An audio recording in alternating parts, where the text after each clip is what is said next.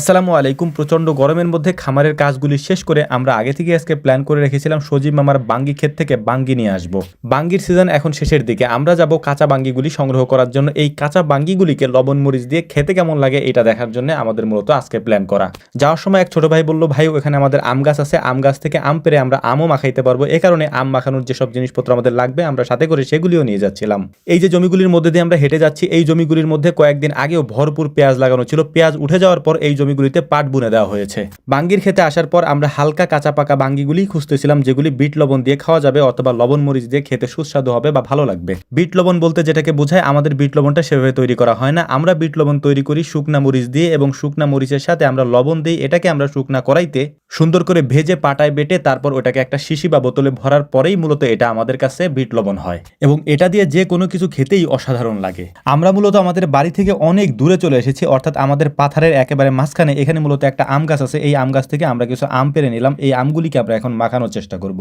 আমরা একসাথে এসেছি তিনজন, খামারের কাজ শেষ করে। বাকিরা এখন আসতে পারেনি, কারণ তারা পাথারের কাজগুলি করছে, মানে তারা আমাদের আশেপাশেই আছে, আমরা ডাক দিলেই তারা চলে আসবে। তার আগেই আমগুলিকে পেরে সুন্দর করে এগুলিকে ছিলে তারপর আমরা এগুলি মাখানোর জন্য প্রস্তুতি নিচ্ছিলাম। বাকিরা আসতে আসতে আমরা সাথে করে সবকিছুই নিয়ে এসেছি, কারণ এখান থেকে বাড়ি পর্যন্ত যাইতে যাইতে অনেক দূরের একটা পথ, মানে আমরা অনেক দূরে চলে এসেছি, প্রায় বাড়ি থেকে 1 কিলোমিটার দূরে, আমাদের পাথারের প্রায় একেবারে মাঝখানে বলতে পারেন। কাজের চাপে আমাদের এমনিতেই সময় হয় না কোথাও বের হওয়ার, কিন্তু এই সব কাজগুলি করার জন্য আমাদের হাতে আমরা কিছুটা সময় রেখে দেই, কারণ একেবারেই যদি লাইফে কাজকর্ম করতে করতে জীবনটা একেবারে অতিষ্ঠ করে ফেলি তাহলে হয়তো বেঁচে থাকাই কষ্টকর হয়ে যাবে। তো যাই হোক, আলহামদুলিল্লাহ দেখতে দেখতে সবাই চলে এসেছে। এর পাশাপাশি আপনাদেরকে বলে নেই, এখন সময় হচ্ছে প্রায় দুপুর 2:30টার মতো। এখন বলতে পারেন যে এই টাইমে আপনারা এখানে আসছেন কেন? মূলত আমরা সময় পাই না, যে কারণে আমাদের এই টাইমে আসতে হয়েছে।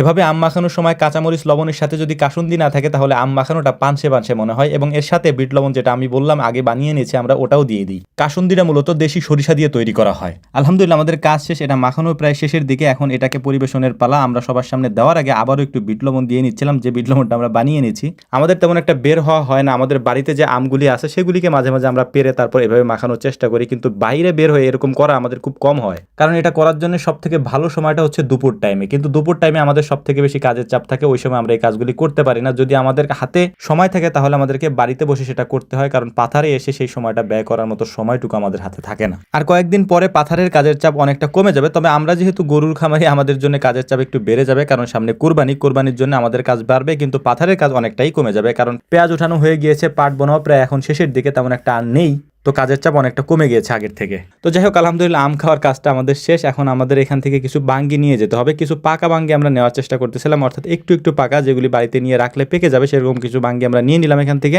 এবার আমাদের গন্তব্য হচ্ছে বাড়ির দিকে। আপনারা দূরের ওই গ্রামটা যে দেখতে পাচ্ছেন ওইটাই মূলত হচ্ছে আমাদের গ্রাম। ওই গ্রাম পার হয়ে, এই পাথার পার হয়ে আমরা এসেছিলাম এই আম মাখাইতে এবং এখান থেকে বাঙ্গি নিতে। মূলত হচ্ছে এই বাঙ্গির ক্ষেতটা সজীব মামা তৈরি করেছিলেন। তো আমাদের জন্য দোয়া করবেন। আসসালামু আলাইকুম রহমতুল্লাহ।